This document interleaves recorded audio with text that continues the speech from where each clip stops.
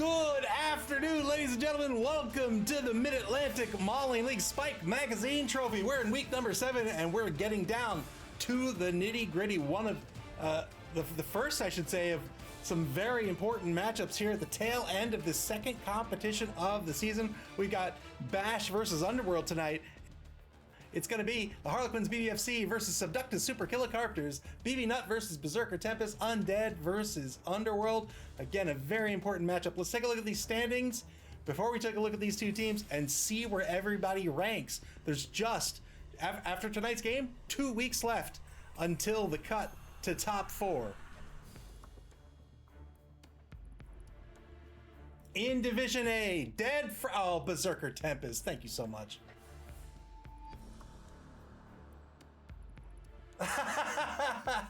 Berserker Tempest, thank you very much for the sub, very kind of you. And you know what? It is rigged, it's Blood Bowl!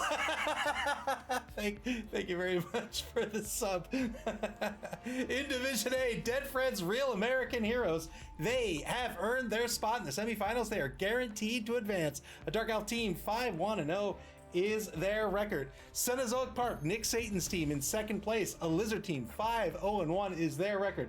They will advance if they win or draw either of their final 2 games. Otherwise, it's the Dead Poets. They have an opportunity. They need to win their final game by a massive 3 points. Cenozoic Park has yet to play the Dead Poets, and that is the Dead Poets' final game of this competition. Cenozoic Park also has to play the Television Terrors. If they win or draw either of those 2 teams, they will be advancing to the semifinals. Those are the final 3 teams in Division A.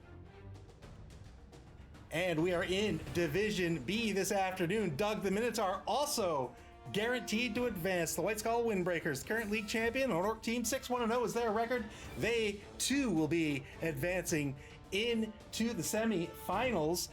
Elphitis Australis, Eric's team in second place, 5-1-0 is their record, 16 points. And can you believe it? They're not guaranteed to advance. They are all but guaranteed to advance. The final team that's still in it here in Division B is going to be the Harlequins B.B.F.C. BB Nuts team, an Undead team, 2-2-1 is their record. What needs to happen is the Harlequins B.B.F.C. need to win their last 3 games. All 3 games they need to win, and Elphitis Australis can't win any of their games and practically can't even tie.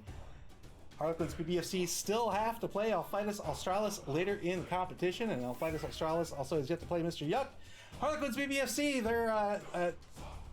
This is tonight's game is one of their 3. Elphitis Australis is going to be one of their 3, and I Want to Be Like Doug is going to be one of their 3. They need to win all 3. They're going to try for the first one here tonight against this Underworld team. And they are the home team tonight. Coming to TV, 1,035,000 gold. They have a 12-player roster. They're going to be down a blitzer. Andre Esterhazen, number 6, will be out. That's the Mighty Blow blitzer, out with an injury this week. Otherwise has 3 ghoul runners, 2 mummies, just the 1 blitzer, and a whole bunch of linemen, 4 dedicated fans, 3 rerolls. They're going to be up against this Unworld team? Underworld team. Ben Somniac, welcome to the stream. 2 mummies, they're spoiled. Subductisupercilicarptors, they are the away team. They're coming in at a TV of 865,000 gold. That may seem like not a lot, and it's not a lot. But that's because they have a lot of snotlings and a lot of cheap players. They tend to want to be undervalued, so they can pick up some very important inducements. They're going to be down there. Meryl Streakus, the number 15 Skaven player, will be out this week. Otherwise, they have a full roster. They have the Troll. They have 5 of their Snotlings, I believe. Oh, no, they have all 6 Snotlings. They have a Blitzer. They have another Skaven player. They have the Skaven Thrower. And, of course, they have their Gutter Runner with that massive MA of 9. 1 Oppo, 1 dedicated fan, 3 rerolls. How are the 2 teams going to play tonight? Well, you've got a very bashy team in the Undead team. You've got this Underworld team that's kind of unique, has access to some mutations. We'll take a look at the Underworld team first. The Underworld team, still a low TV team. BB Nut got this team started in this competition, missed out on the Chaos Cup. It's totally fine. If you make it to the finals, that gets you in the Blood Bowl. So has this Underworld team that I think is still pretty strong at low TV, right? Of course, they want to start picking up some of these skills on the mummies. They want to pick up guard on the mummies. They want to pick up block on the mummies. They have the ghoul runners. Personally, I think he wants to pick up his fourth. He's probably thinking the same thing. He has 3 of them right now. He has Mighty Blow on one of the white blitzers. Very solid roster. 2 zombie linemen with the block skill. He's got the mummies, right? High strength, that gives him pitch control. He has the blitzers to take the blitz. He has the ghoul runners that gives him speed and agility. He has these zombie linemen, 2 of which have block, where they're very cheap. They have regen. He's not afraid to throw them in there for the assist. He's not afraid to throw them in there for the foul. So a pretty solid roster. He's going to play a very bashy game tonight. And he's going to be up against this undead team. How's the undead team going to play? Well, that is the question, I think, tonight. It all comes down to how Berserker Tempest wants to run this team. Personally, I think he wants to play murder ball with this team. He does have the #1 underworld troll. He's got tentacles, but look at this. He's picked up claws as well. Claw and Mighty Blow. It's going to treat everybody's AV as if it's an 8+, and Mighty Blow is going to give him a +1 to the armor or the injury roll. This is a kill player, but not just the troll, right? Because the troll can be really risky. He doesn't have the block skill on the troll. The troll has the nega traits, like really stupid, that can really hurt your drive. What I really think he wants to do, he's going to be picking up 205,000 gold in petty cash. To me, for my money, that's 2 bribes. He picks up 2 bribes and he spends the first quarter of the game at least just trying to murder players. Knock them down, foul. Knock them down, foul. Knock them down, foul. You have a ton of snotlings. You're going to have more than 11 to start with, at least 12 on the pitch. Your snotlings are 15k. Foul like crazy. Try to get some of these pieces off this undead team. Undead teams are so good because their positionals are really solid right out of the gate. These mummies are great. These ghouls are great. The blitzers, the linemen are great. The zombies, you say a 40k zombie with strength 3, MA4, AV 9+, who cares? Who cares? It's 40k, that's very inexpensive, and they have regen, right? Every single one of these pieces are great. Get them off the pitch. I think that's what Berserker Tempest's plan has to be tonight. He has to remove these players, and he has to do it right from turn 1. If he can do that and start getting that player advantage, he can win this, right? He'll have the player advantage. He doesn't have a whole lot of skills, but again, he has that troll who's a murder troll. He does have block on escape and blitzer. He has that gutter runner with an MA of 9. Nobody can catch the gutter runner. If he gets that player advantage, I think he wins tonight. BB Nut, of course, is going to be very aware of this, and he's going to try to counterplay this, playing a little more defensively, trying not to give up those blocks, trying not to give up those fouls, trying to score when he can, and trying to play a little bit of murder ball on his own, right? Those mummies with the Mighty Blow can be very, very helpful. They have no nega traits. They're only an MA of 3, but they're a strength of 5 with Mighty Blow, no nega traits. Very, very good pieces. 3 rerolls for each team tonight, 205k in petty cash. Again, I think that's 2 bribes, but we'll see what Berserker Tempest chooses. And we'll get this game underway. Final game of week number 7. Ended up being 170k instead of 205k, so wow. He could spend 30k for 2. Oh no, bribes are 50k. He gets all 3.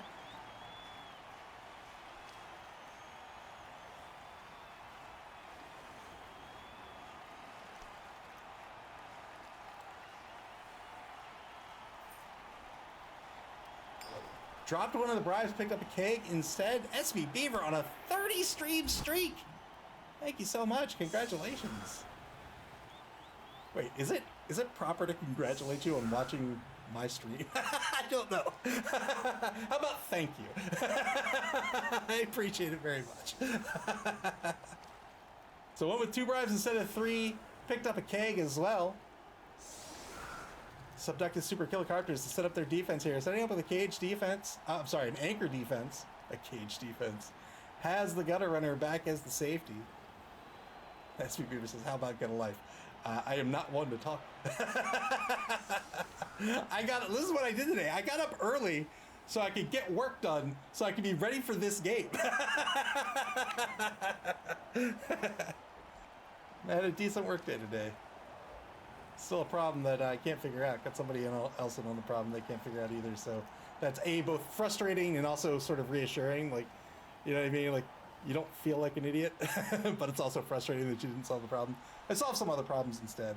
So I'm going to call it a victory. I had a weird lunch.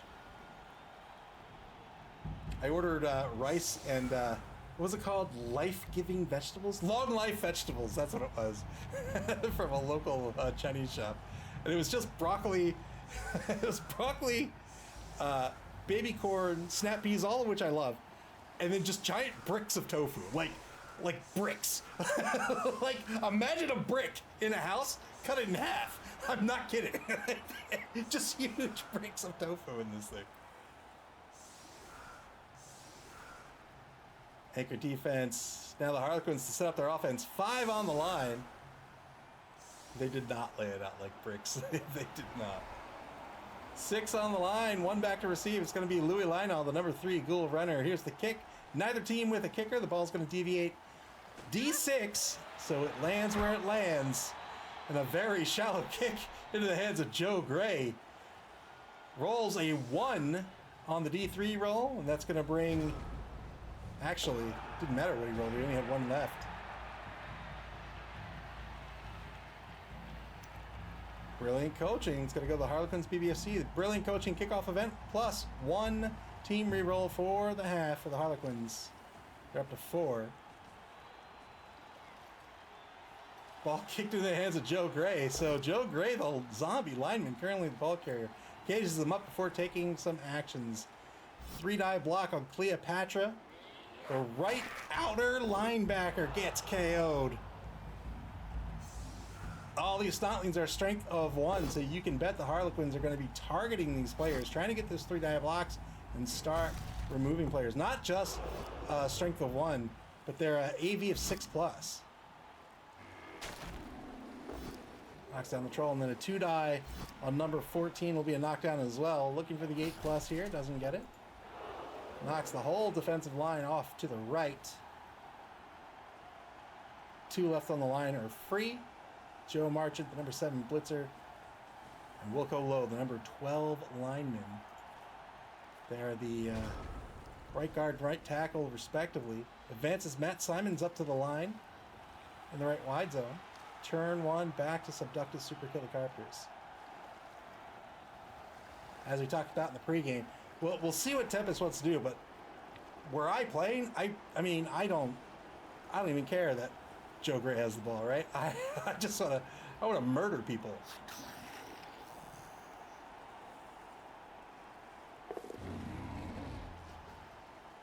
Standing up players on the line.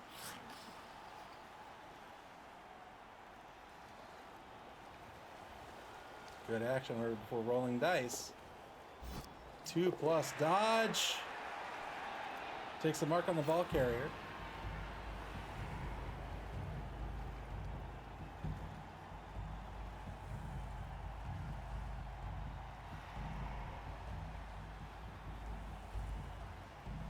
Taking the mark with these Snotlings. So again, with that AV of 6+, odds are that their armor is going to break. So giving up the block can be risky. I think you want to give up the block when you can get something out of it. So you take these marks, and then you go for a knockdown. Maybe you need the marks for the assist. Then you fill in for the foul, and then you go to town. Wow! I think I was 6 dice.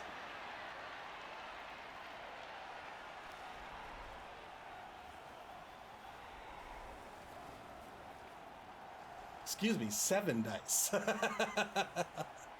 3 marks on the ball carrier now. 2-die blitz on the number 9 lineman. Gets a push out of this.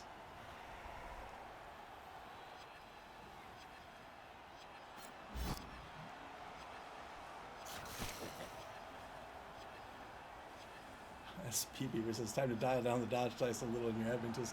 The way I read that at first was time to dial down the dodge dice in your little admin tools.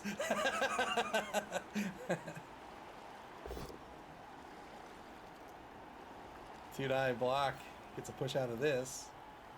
2-die block with the number 3 Snotling.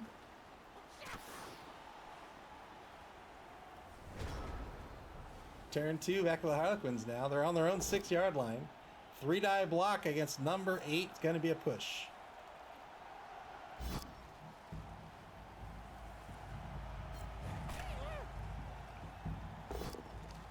2-die blocking against number 5.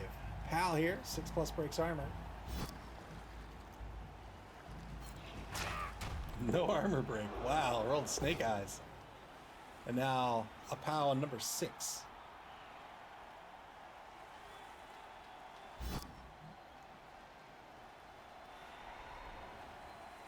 Ben Sobniak says, I hate that here. Yeah, there's another removal. This time in injuries, that's a permanent removal. And now a one-man player advantage with Harlequins B.B.F.C. Ben Sobniak says, I hate that the dice roll in a random order on screen. It so often ends with a 1, but actually that was in the middle and got auto rerolled with dodge. It gets my hopes up and crushes them so often. Yeah, I find it very confusing. I find it very confusing. I'm slowly getting accustomed to it, but I would rather the dice don't. I would rather they roll in order, and I would rather they not re-roll when there's no re-roll. That one really gets me. Dodge push of number 8. Snotlings all have sidesteps, so the ball carrier is going to remain marked. 2-die block on number 14 is a POW. And now a 1-die against number 7.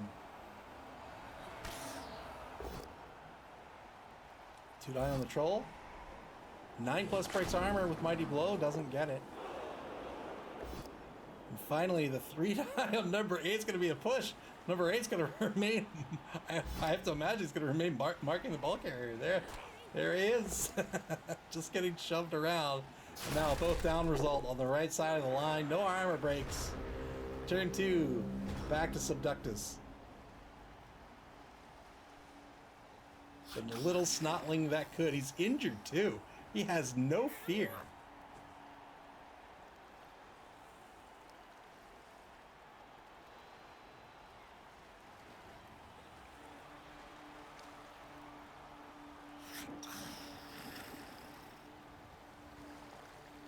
Two marks on the ball carrier currently.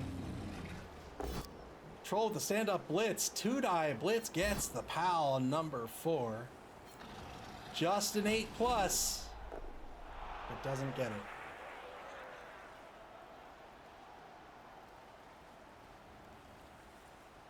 it. 2-die block on number 9. Gets a knockdown here as well. This is the Skaven thrower making the block.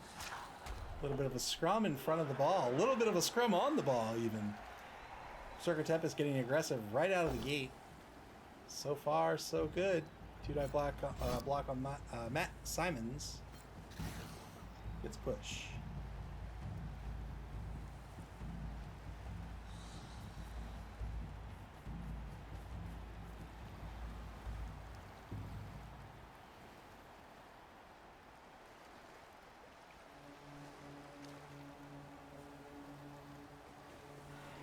Going in for the foul on the mummy. Got 2 assists out of that. Was not able to break armor. 8+ is a little fragile, but I think that's the right play there. Really, the power of a foul is to make it virtually guaranteed that you're going to break armor, right? But I think that was a good play. Here's another injury. Another Snotling out for the game.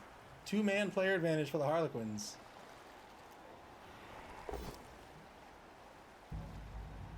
Gets a push on number 8. Number 8 staying on their feet.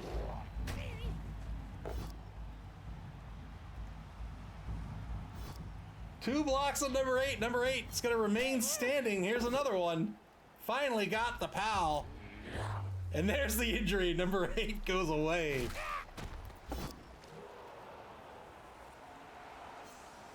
Three-man player advantage for the Harlequins now. Is that all the Snotlings? It's 4, so 2 more are hiding somewhere.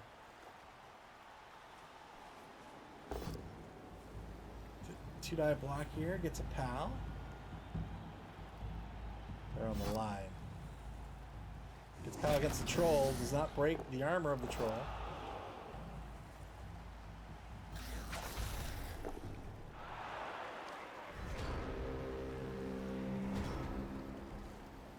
Turn 3 back to Subductisupercilicarptors. Turn 3, they've lost 4 players, all of them Snotlings. Got very aggressive with those Snotlings, but it can be difficult, right? Because they're titchy too. Like they're very frail. They're very, very frail. Or stunty, I should say. They're both titchy and stunty. 2 words, by the way, that I only know in the context of Blood Bowl.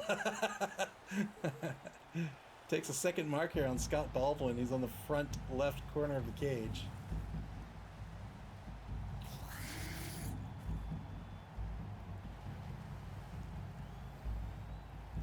I decided to start collecting.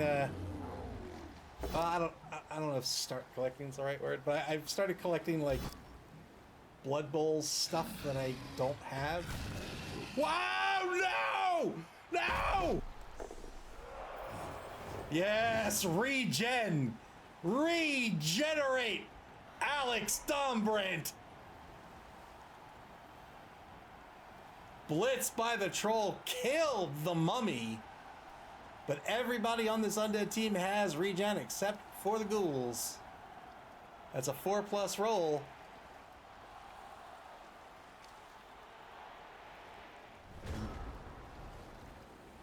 There he is, alive and well in the reserve box. 3-man player advantage.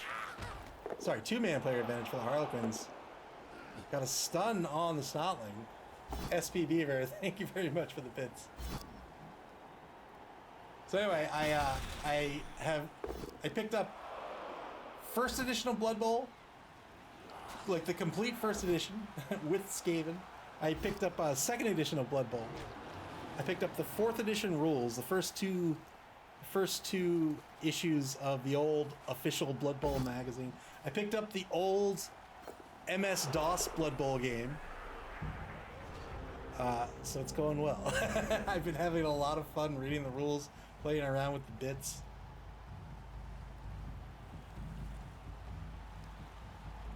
Final turn of the first quarter coming up. Subductisupercilicarptors find themselves with a 2-man player advantage.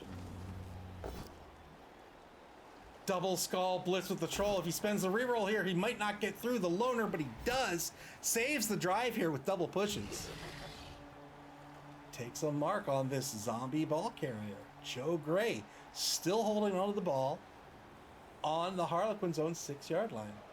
Remember, Harlequins must win this game if they hope to advance to the semifinals. They have to win all 3 of their remaining games, Week 7, Week 8, and Week 9.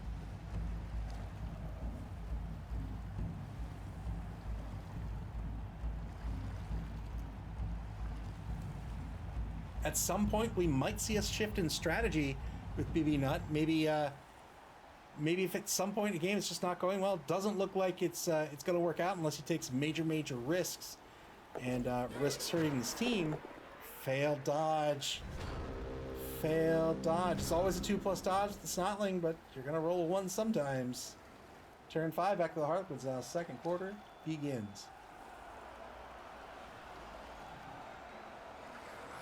We might see a shift in strategy where maybe if it's just the game's not going his way and he says this just is too risky, I'll give up the game, I'll say GG, I'll start picking up SPP, keeping my team safe and healthy for the next competition, because there's still one more open competition before the Blood Bowl, and that is, of course, the Dungeon Bowl. Another removal here for the Harlequins. Back up to a 3-man player advantage.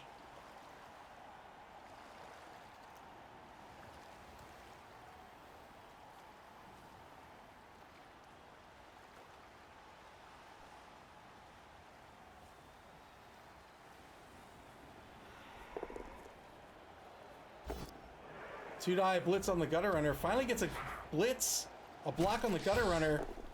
Gets a stun out of it. Very important piece for this Underworld team. MA of 9, AG of 2+. Also has the dodge skill. has opened up a hole and is now running players through it. The ball handed off to Louis Lionel, the number 3 Ghoul runner. And there's the cage. The ball on the opposing 8-yard line at mid-pitch now.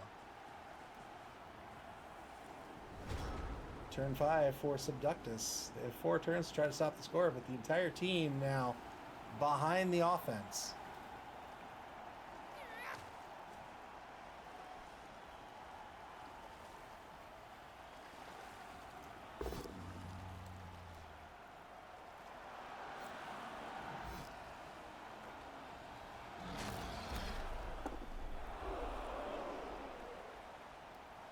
Knockdown with the troll back behind the line of scrimmage.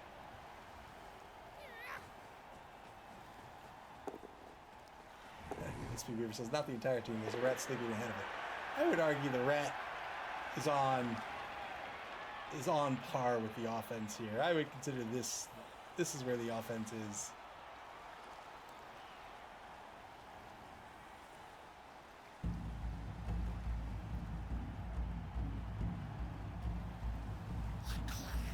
Using those snotlings to continue to harangue the ball carriers, sending them out to their apparent demise here.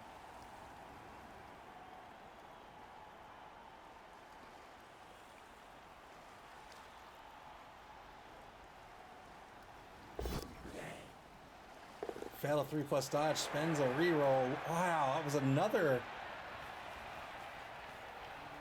reroll spent. Subductisupercilicarptors down to 1 reroll. Gets the 1 die block on Joe Marler. Can he get the 10+? He cannot. That's the second mark on the ball carrier. Louis Lionel with a positive dodge away still, and still has the dodge skill. Ben Somniac says, oh, he's standing so hard on that rat, it would wish it was far, far behind the lines. I would too. I knocked down the gutter runner, I foul it. I knocked down a wood elf, I foul it. For sure. Knockdown on number 3. No armor break. Stand up blitz by the mummy. Double pals out of this. Breaks armor. Got a KO. Wow, that was a rush blitz. Mummies with an MA of 3 means if they get knocked down, it's 3 MA to stand up. Everything else is going to have to be a rush.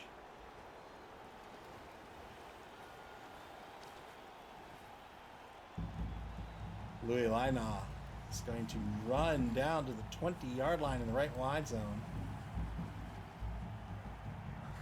3 assists on a potential foul on the gutter runner. Dodge push on the number 2 Snotland way back behind the line of scrimmage. Into a 3 die, another dodge push.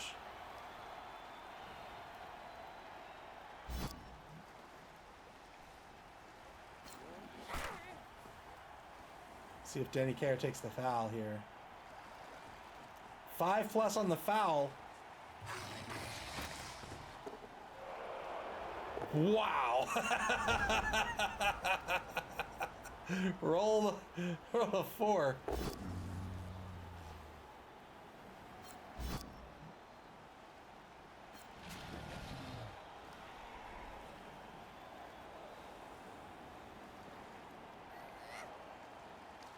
Oh, I see. He's a dirty player.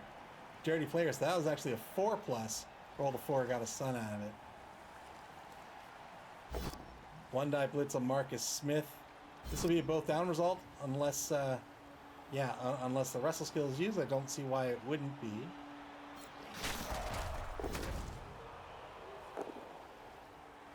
BB not wanted the turn back, and the trade worked out. Wow! Are you kidding? Are you kidding?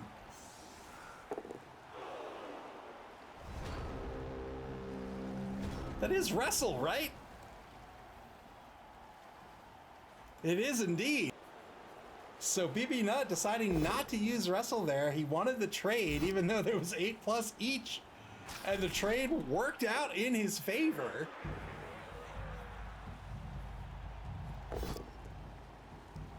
Wanted the turn back, and now he's got it. Breaking armor. Gets an injury on number 3.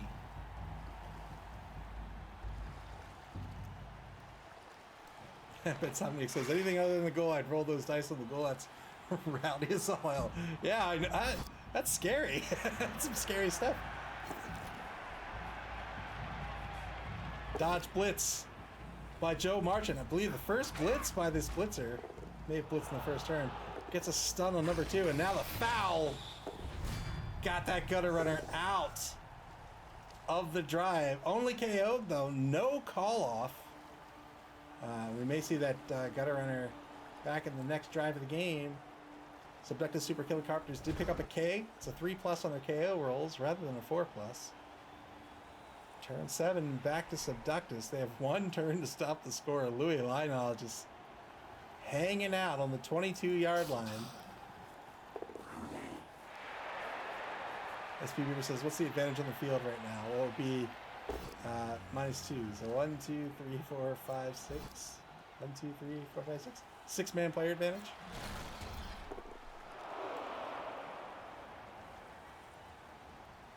-1 for the swarming and -1 for the mummy. Turn 8 for the Harlequins. They have 3 rerolls left, so they may very well take some blocks before scoring. Rush blitz, 3-die rush blitz by Joe Marler. Looking for a 7+ to break armor. He did it. Got another KO. 7-man player advantage. And then scores. Well done.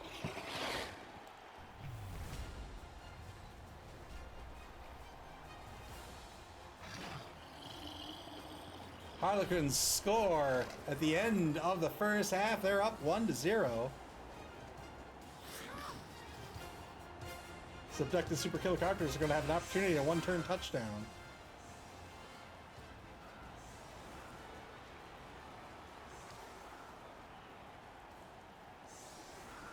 Good mummy blitz for another KO before scoring this TD.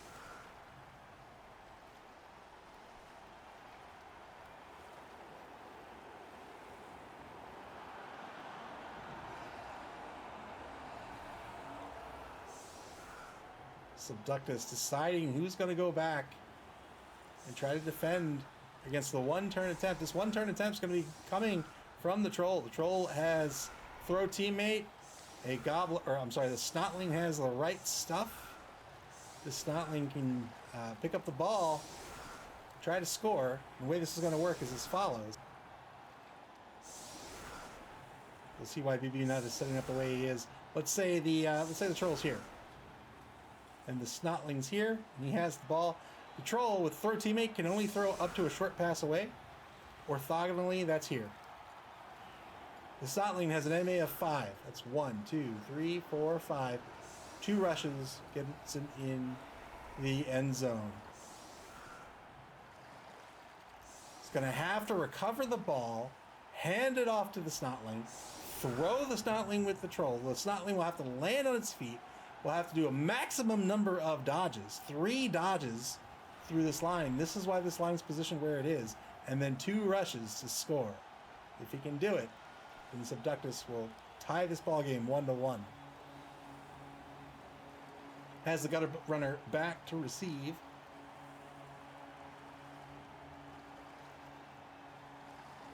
Unfortunately, doesn't have the thrower on this. Could really use that reroll, a free reroll. Here's the kick. I thought that went right in the hands of the gutter.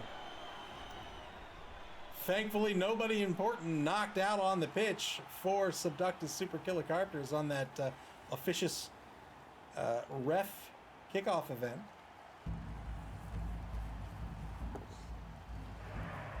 Two plus pickup. Here's the handoff. 3+ handoff. Fails the roll. Spends the final reroll on this. Fails the catch, and that is the end of the half. 1-0, the Harlequins are in the lead, and they will be on defense to start the second half here.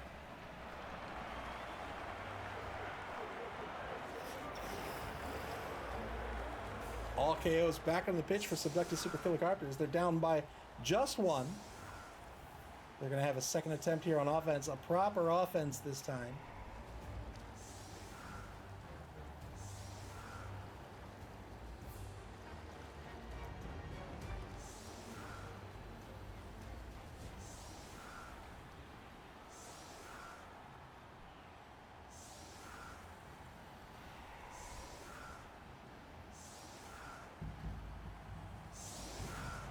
three-man player advantage it will be for the Harlequins. They set up an anchor defense.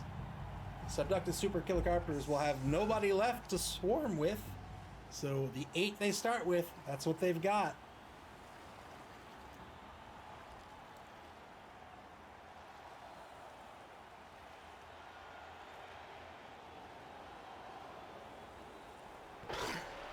All right, a wide offense. Quick snap. 6 players get to reposition one space. Probably pulls a couple players back. Moves the gutter one space toward the ball. Decent kick here by the Harlequins.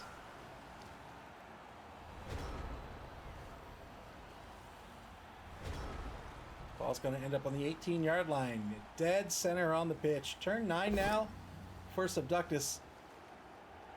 Tried to block with the troll. Failed the really stupid roll. That's the first really stupid failure. He's deciding whether he wants to re-roll this or not. He did, but failed the re-roll. And so the troll not only loses their action, but loses their tackle zones. That could be big. So there's a big gap now in center pitch with just a Snotling on the left and the Skaven player on the right here. Big guys are a tricky aspect of the game. They usually have some sort of nega trait that, and they're almost always loners, meaning if you fail a die roll, there's a 50-50 chance it turns over anyway, even if you spend a reroll. And a lot of them have nega traits of various ways. Really stupid and boneheaded can make you lose your tackle zones. There's animal savagery where you can beat up on your own players. You need to action your big guys when it's worth it, right? If you just want to chuck, not saying that's what Tempest did here. Obviously, he wanted to try to block down the line, but if you're just looking to throw dice, maybe you don't want to throw dice with your big guy. If you can't really, if that won't translate into some sort of meaningful benefit, leave it alone. That way, at least your big guy is exerting tackle zones.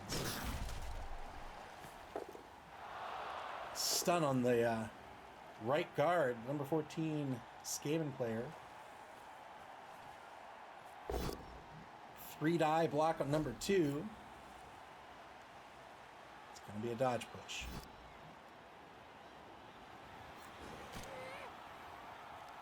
Insomniac says time for Rat Daka. We'll see. We'll see. He's currently hanging out well behind the line of scrimmage.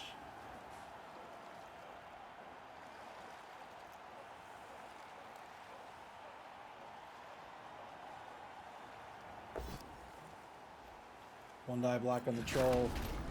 Both down result. No good trade there. Turn 10 for Subductus. Actually, pretty good trade there. Traded the zombie knockdown for the troll knockdown. I'd take that. Sends the troll back up. Knockdowns are great for a number of reasons. One, when you're knocked down, you're not exerting tackle zones.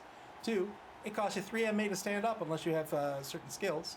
3, if you're knocked down, you're not blocking unless it's a blitz, unless you have certain skills.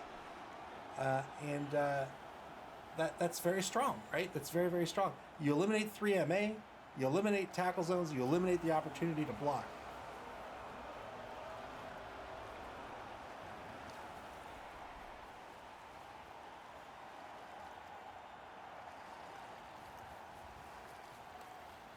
Insomniac asks, does Claw work on both downs against Mighty Blow? Doesn't, right?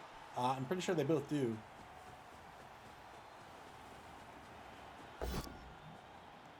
Fail a dodge. Penta reroll here. Subductisupercilicarptors down to 1 reroll for the game. Number 12 Gutter Runner in the right wide zone on their own 4-yard line. Has a pocket set up with 2 Skaven players. A standard Skaven clan rat has the blitzer and 2 Snotlings.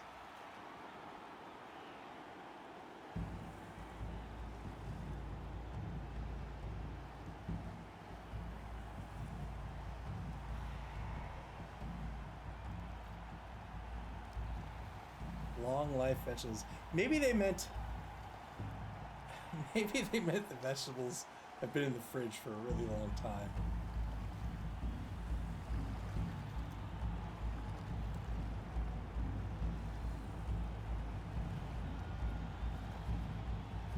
Two-die blitz against the number 4 blitzer. Gets the knockdown here, looking for a 9+ to break armor. That's average armor. Doesn't get it. Repositions Scott Baldwin.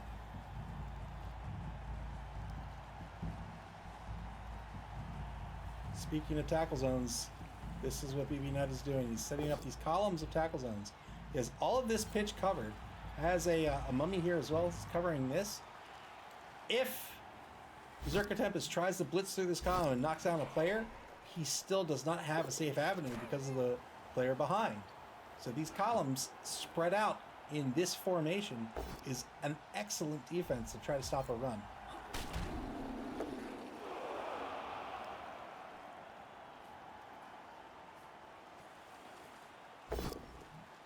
Three-die block on number 2.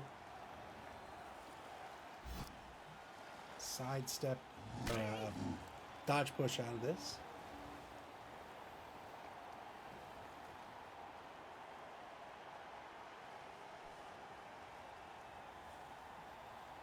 $20 seconds left on the clock for the Harlequins. Neither team really dipping into bonus time in this game. Very fast game. Harlequins haven't dipped into bonus time at all. Berserker Tempest really has only used 23 seconds. Turn 11 back to Subductus.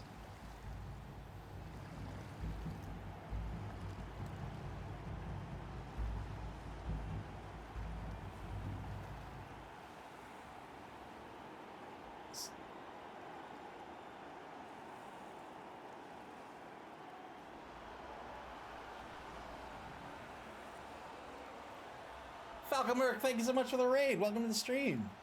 And hey, I fixed the raid issue. Hooray. Thank you, Falcon Merc. Fails a really stupid test with the troll. Spends the re-roll. Got through it and stood up the troll for the blitz. But this is going to be a both down result, and that is a turnover. Did get an injury out of it.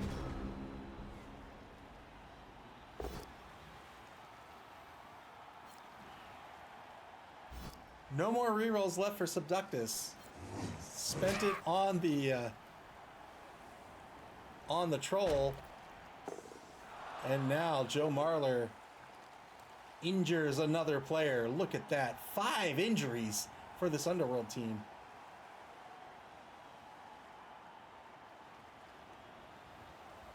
SP Beaver says, I was going to comment that I'm sad it was fixed. Your rendition of it was much better. Three-die block over on the number 7 Skaven player, who's part of the pocket on the ball carrier, knocked down by Alex Dombrant, number 4 Mummy. This defense collapsing in on this offense. This is tricky when you're on offense. Two-die blitz on the ball carrier. He'll take the both down result here because he has the wrestle skill. Well done. Pops the ball loose. The ball's going to bounce one space back to the 6. Joe Gray's going to move in to mark the ball. When you're on offense, let's say the ball's here, you have lots of options to move, right? You can move here, you can move here, you can move here, you can swing out this way, maybe just move laterally. Foul with 2 assists, right? You have all, wow, good injury. You can go in all sorts of directions. Ref finally caught this one. Argued the call. The ref is having none of it. Danny Carey is going to be sent off the pitch here. Turn 12 now for Subductus. You have lots of options. Let's say now you're over here. You have lost all of these options, right? Not only have you lost these options to your left, but because the defense doesn't have to spread out to match, they can start to kind of double up, as we saw B.B. Nutt do, right? They can start to double up their defense. They have extra players, so to speak, and now they can start to encircle the offense. So not only have you lost this movement, you've lost your movement forward. You've lost your movement to the side as well. So you have to be very careful of committing to a wide zone early, lest you lose your options and find yourself in a boxing match that perhaps you don't want to be in. Final turn of the third quarter here. Another injury by the Harlequins. 2-die block. He's going to use a reroll here. Gets a pal on the gutter runner. 8+ breaks armor. He's done it. And another removal. Ball's going to bounce into the hands of Joe Gray. Isn't able to recover.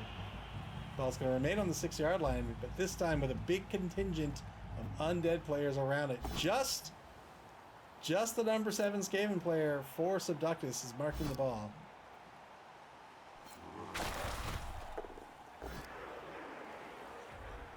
And not for long. Good knockdown thanks to the block skill.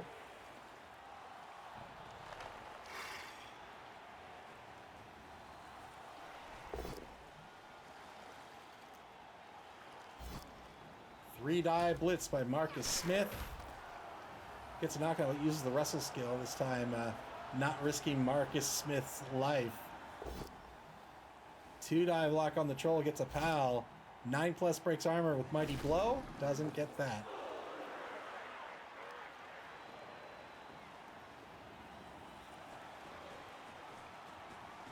Three plus pickup. Good pickup. Good pickup by Louis Lina.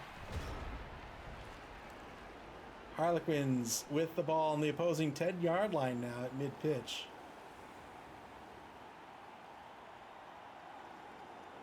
Just four players on the pitch, right? 1, 2, 3, 4. Fails a really stupid roll with the troll. I think he's faking it. I think he sees this pitch and he's like, I want nothing to do with this. Versus 4, 5, 6, 7, 8, 9. The 9v6? Is that what I'm seeing? 9v4, excuse me. 9v4. 9v5. It's 9v... Wait, 1, 2, 3, 4. It's 9v4. Turn 13 for the Harlequins. Louis Lionel is going to walk casually to the 24-yard line. Takes a block first. 2-die block on the number 4 blitzer is going to be a push. Setting up for the surf against the number 4 blitzer. He's got it. Well done. 6-man player advantage now for the Underworld team.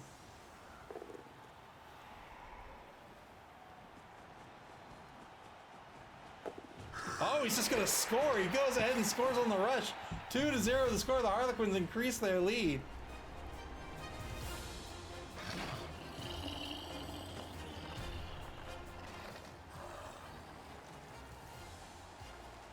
Dead Freddy, welcome to the stream. Oh boy, 6 on the pitch for Subductus. 9v6, is that right? 4, 8, 9. 9v6, 3-man player advantage for the Underworld team. I'm sorry, for the Undead team. Andy Davo with the raid. Thank you so much. Welcome to the stream, ladies and gentlemen. We're in the final quarter of today's game. BB Nut versus Berserker Tempest.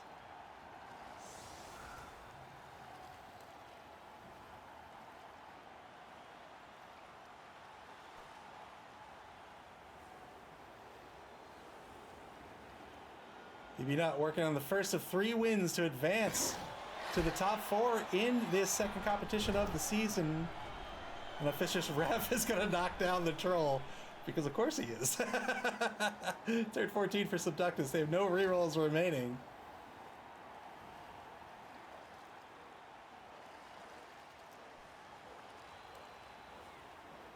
Ball kicked to the opposing 12-yard line with just 6 players left on the pitch for this Underworld team. We talked about it in the pregame, but you know, Underworld teams are interesting because you can play them in different ways. They have access to mutations that let you kit out players in different ways. But I really think this Underworld team going up against this Undead team in this matchup, I think it would have been favorable for them to try to murder the Undead team first, right? Because the Undead team, they're a bashy team. They want to get those blocks. They want to try to to remove those players. That's exactly what BB Nut has done here. Failed to pick up right out of the gate.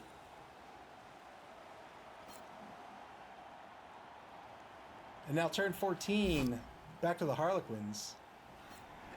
3-die block on number 3, gets the knockdown. He's going to advance the defensive line forward. Going after this right tackle, breaks armor with a drop kick. Gets a KO. That's yet another removal. 5 players left on the pitch for this Underworld team.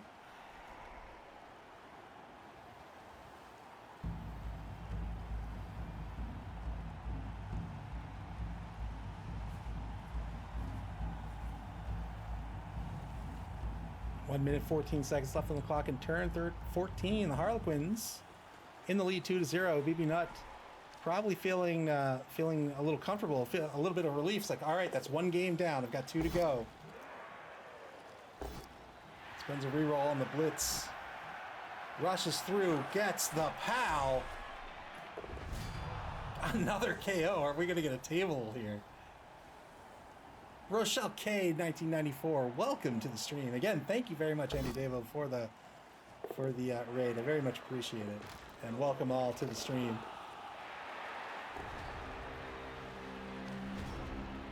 Louis Lionel. That's going to recover the ball. And Berserker Tempest is going to click through. Turn 15 for the Harlequins.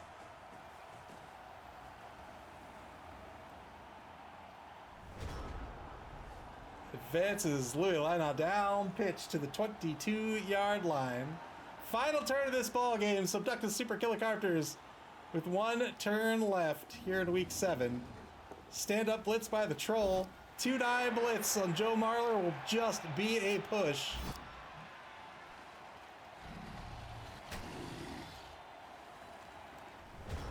Turn 16 for the Harlequins with no rerolls left. We'll walk the ball in. Louis Lina will get another touchdown. 3-0 is going to be... Oh, he's going to take the blitz first.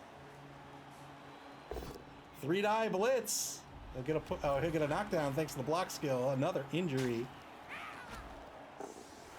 Final removal of the game, I wager. Gets a POW on number 7. Mighty blow in effect. 7+ breaks armor. I wagered incorrectly.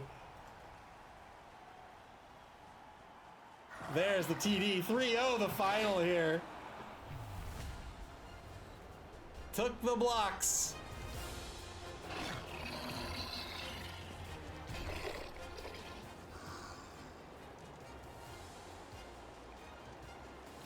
Took the blocks, scored the TD, and that is it. 3-0 the final here. Harlequins, B.B.F.C. stay alive in their bid to make the cut to the semifinals. Look at that dance. I love that.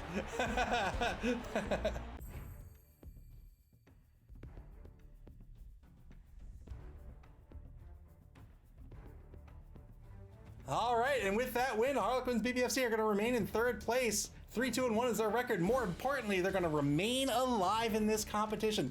Those are the top 3 those top 3 teams are still alive. The White Skull Windbreakers have already earned their spot in the semifinals. Alphidas Australis, they have all but earned their spot, but BB Nut and the Harlequins are fighting hard to take that spot away from Eric. Just 2 weeks left in this competition. Let's take a look at both divisions again. BB Nut says, I feel I'd have a chance if I didn't have to play the Dwarves. In Division A, Dead Fred's Real American Heroes, a Dark Elf team, they are guaranteed to advance to the semifinals. Nick Satan's Cenozoic Park, a Lizard team, are all but guaranteed to make it to the semifinal.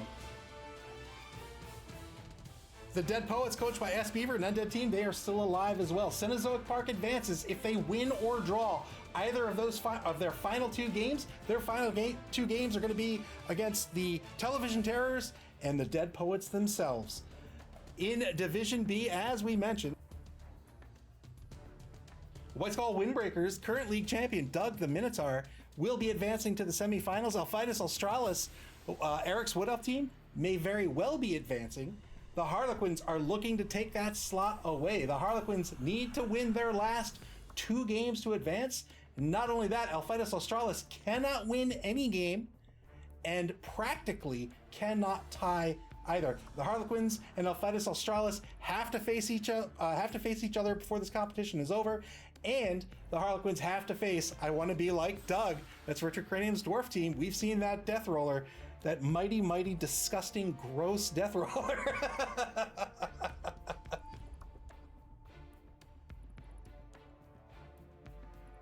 Oh, you know what? Let's look at the schedule before we leave. Let's look at the schedule.